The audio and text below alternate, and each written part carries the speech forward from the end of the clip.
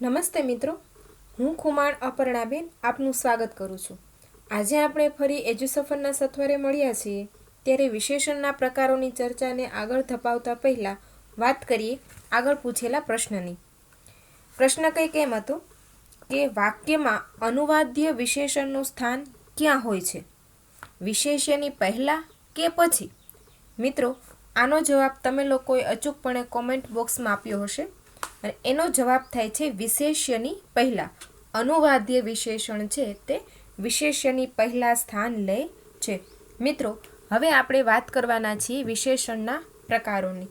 આ ચાર્ટ અંતર્ગત આપણે મોટાભાગના પ્રકારોની ચર્ચા કરી લીધી છે, જે અંતર્ગત સ્વરૂપની રીતે વિશેષણના પ્રકાર, એના બંને પેટા પ્રકાર, અર્થ પ્રમાણે વિશેષણના પ્રકાર, તેમાં પણ તેના 4 પેટા પ્રકાર: ગુણવાચક, સંખ્યાવાચક, પરિમાણવાચક, સાર્વનામિક અને તેના પણ જે પેટા પ્રકાર છે તેની આપણે વિસ્તારથી ચર્ચા કરી છે.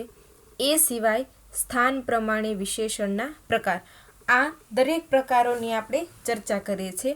હવે બાકી રહે છે એ સિવાય વિશેષણનું વિશેષણ, સંબંધવાચક વિશેષણ, સંજ્ઞા રૂપ પરથી બનતા વિશેષણ અને ધાતુ રૂપ પરથી બનતા વિશેષણ.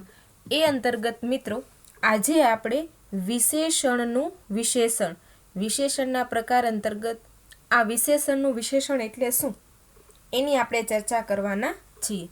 તો વિશેષણનું વિશેષણ વ્યાખ્યા સમજીએ એટલે ખ્યાલ આવશે કે વિશેષણ માટે પણ વિશેષણ વપરાય. વિશેષણ કોના માટે વપરાય છે એ આપણને ખ્યાલ છે કે ભાઈ નામ કે સર્વનામના અર્થમાં વધારો કરવા માટે કે એની વિશેષતા બતાવવા માટે વિશેષણ વપરાતું હોય છે. પણ વિશેષણ માટે પણ જ્યારે વિશેષણ વપરાય છે ત્યારે તેને વિશેષણનું વિશેષણ કહેવાય છે. વ્યાખ્યા શું કહેવા માંગે છે? જ્યારે વિશેષણ માટે પણ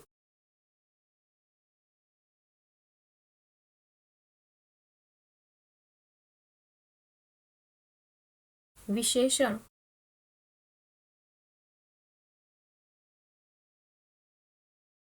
વપરાય ત્યારે તેને વિશેષણનું વિશેષણ કહેવાય છે.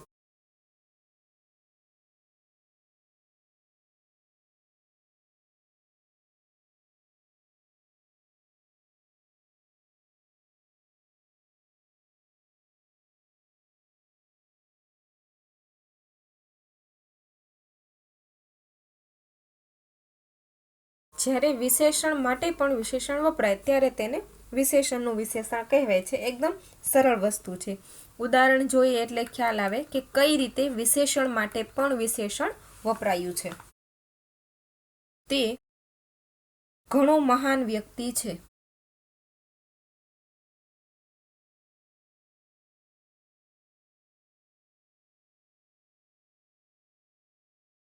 અહીંયા તે મહાન વ્યક્તિ છે. વ્યક્તિ માટે મહાન છે વિશેષણ વપરાયું છે, બરોબર. પણ એ વિશેષણ માટે પણ બીજું વિશેષણ વપરાયું છે, તે છે ઘણો. તે ઘણો મહાન વ્યક્તિ છે. માટે ઘણો જે છે તે વિશેષણ માટેનું વિશેષણ છે. મહાન છે એ વિશેષણ છે. કોને માટે વપરાયેલું છે? તો કે વ્યક્તિ માટે. તો એ મહાન વિશેષણ છે, એના માટે વપરાયેલું વિશેષણ ઘણો. બીજું ઉદાહરણ જુઓ. નદીનું પાણી ખૂબ ઠંડુ છે.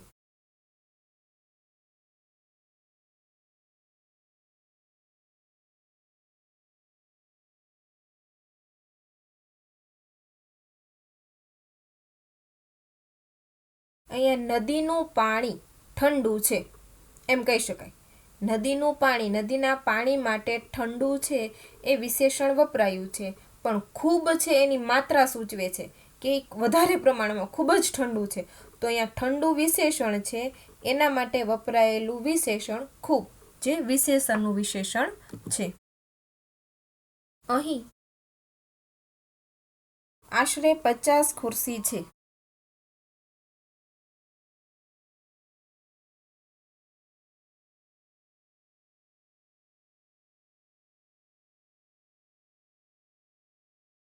હવે અહીં 50 ખુરશી છે.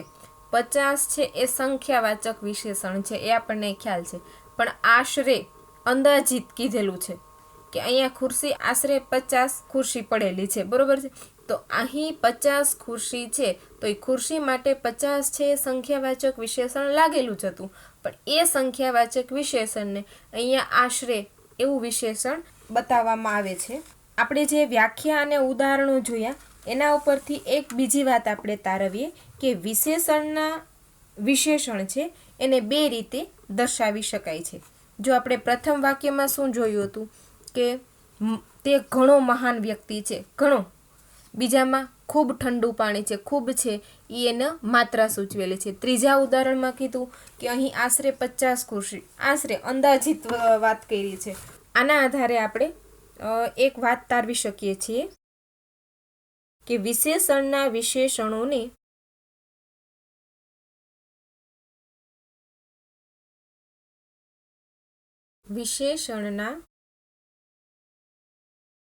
વિશેષણોને બે રીતે દર્શાવી શકાય છે.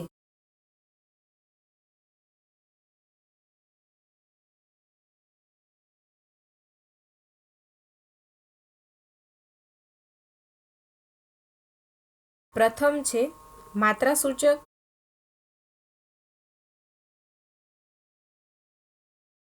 અને બીજું છે આશરેવાચી. આપણે ઉદાહરણમાં જોયું કે ઘણું ઠંડુ પાણી છે, એ ઘણું જે શબ્દ છે એ એને માત્રા સૂચવે છે. અને આશરે, આ ત્રીજા ઉદાહરણમાં આપણે અત્યારે જોઈ શકીએ છીએ કે અહીં આશરે 50 ખુરશી છે. આશરે મતલબ કે અંદાજિત, લગભગ. આવા જે શબ્દો છે એ વિશેષણ તરીકે વાપરી શકાય છે. લગભગ, અમદાવાદ, 50 કિલોમીટર છે, એ જે કોઈ પણ પ્રકારના હોય છે તે. પરંતુ વિશેષણના વિશેષણ છે બે રીતે, માત્રાસૂચક અને આશરેવાચી. હવે બીજી વાત એ કે વિશેષણ છે એ વિશેષણને લાગે છે, ત્યારે કયા પ્રકારના વિશેષણને વધારાનું વિશેષણ લાગી શકે છે? તો કે ગુણવાચક વિશેષણ છે અને સંખ્યાવાચક વિશેષણ છે એને પોતાના વિશેષણ લાગે છે. હવે સંખ્યાવાચક વિશેષણને કયા પ્રકારનું વિશેષણ લાગે અને ગુણવાચક વિશેષણને કયા પ્રકારનું વિશેષણ લાગે તેની આપણે ચર્ચા કરીએ. ગુણવાચક વિશેષણને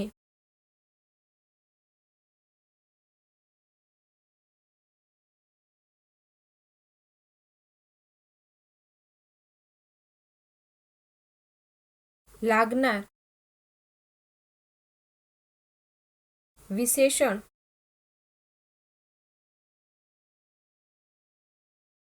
માત્રાસૂચક હોય છે.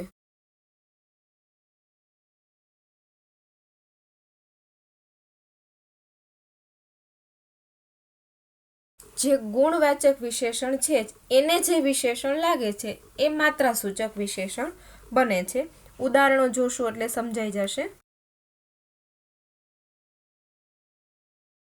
આ વર્ષે શાળાનું પરિણામ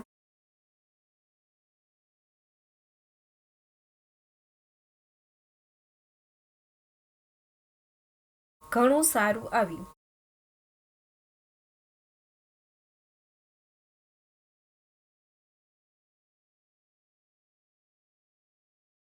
હવે અહીંયા વિશેષણનું વિશેષણ લાગે છે એ વાત ધ્યાને રાખવાની છે.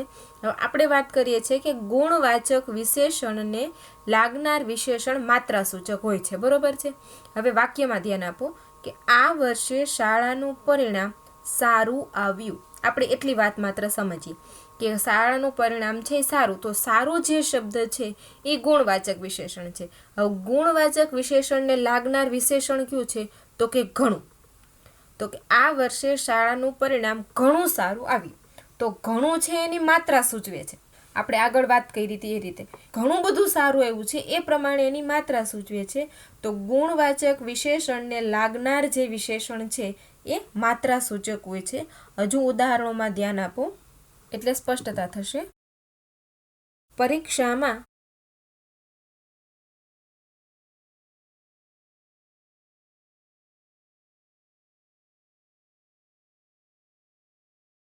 સાવ સહેલા પ્રશ્નો પૂછાયા હતા.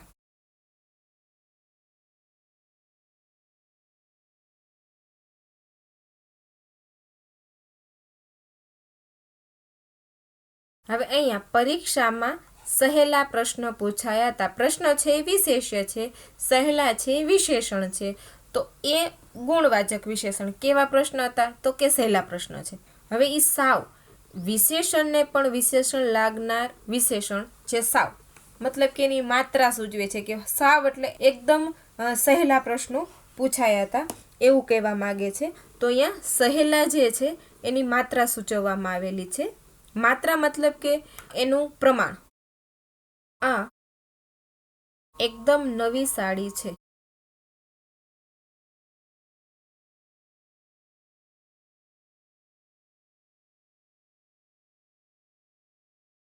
આ નવી સાડી છે. તો નવી છે એ સાડી માટે વપરાયેલું વિશેષણ છે, પણ એના માટે પણ વપરાયેલું વિશેષણ એ એકદમ નવી સાડી છે એનું પ્રમાણ, એનું માત્રા સૂચવે છે. મિત્રો, આ વાત થઈ ગુણવાચક વિશેષણને લાગનાર વિશેષણની. હજુ પણ આપણે વિશેષણની ચર્ચા કરવા માટે સંખ્યાવાચક વિશેષણને કેવું વિશેષણ લાગે છે એ આપણે જોઈએ. સંખ્યાવાચક વિશેષણને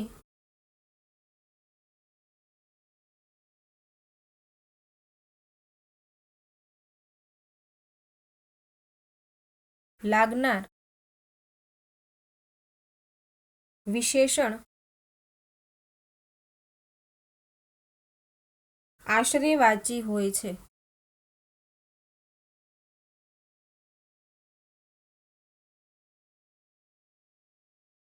આપણે આગળ વ્યાખ્યા સમજી ત્યારે જોયું હતું, તો હજુ ઉદાહરણો જોઈએ એટલે ખ્યાલ આવશે કે ગુણવાચકને લાગનાર વિશેષણ ક્યાં હતા? તો કે માત્રા સૂચક હતા. અને સંખ્યાવાચક વિશેષણને લાગનાર વિશેષણ છે એ આશ્રયવાચી હશે. આશરે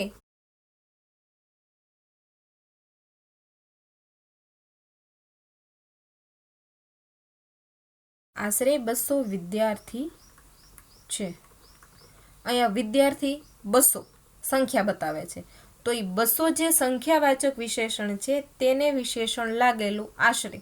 હવે આશ્રયવાચી વિશેષણને આપણે અંદાજિત કહી શકીએ કે લગભગ એવા શબ્દ દ્વારા પણ આપણે અંદાજ છે એ સંખ્યાનો અંદાજ બતાવતા હોય છે. જ્યારે આપણને નિશ્ચિતતા હોતી નથી. આપણે સંખ્યાવાચક વિશેષણ જોયું ત્યારે જોયું હતું કે નિશ્ચિત સંખ્યાવાચક વિશેષણ અને અનિશ્ચિત સંખ્યાવાચક વિશેષણ. તો એ સંખ્યાવાચક વિશેષણને આગળ લાગનાર વિશેષણ છે એ આશ્રયવાચી હોય છે. ઉદાહરણ જુઓ છો. હું લગભગ 5 વાગ્યે આવીશ.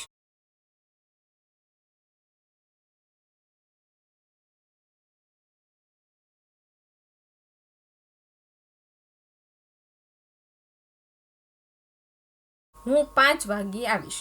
આ 5 છે એ સંખ્યાવાચક વિશેષણ છે. એને લાગનાર વિશેષણ લગભગ, આશરે, અંદાજિત સમય બતાવે છે.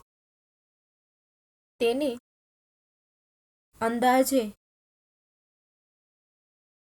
2 દિવસ રોકાવું પડશે.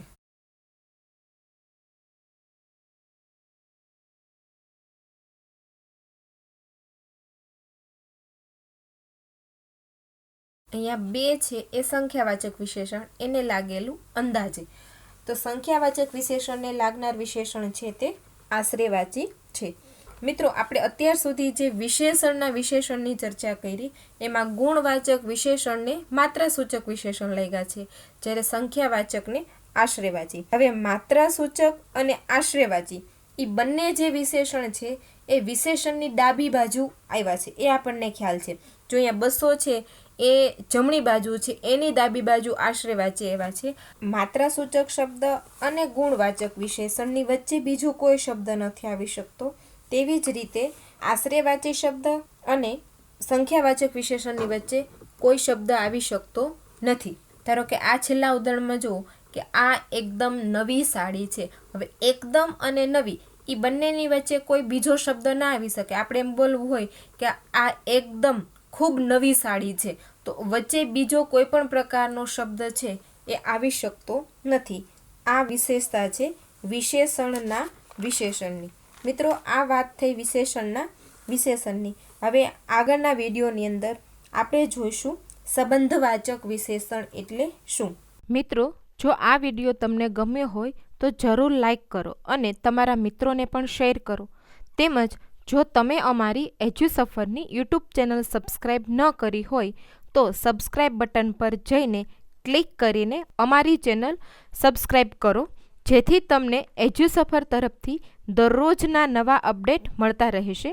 આ વિડીયો જોવા બદલ આપનો ખૂબ ખૂબ આભાર.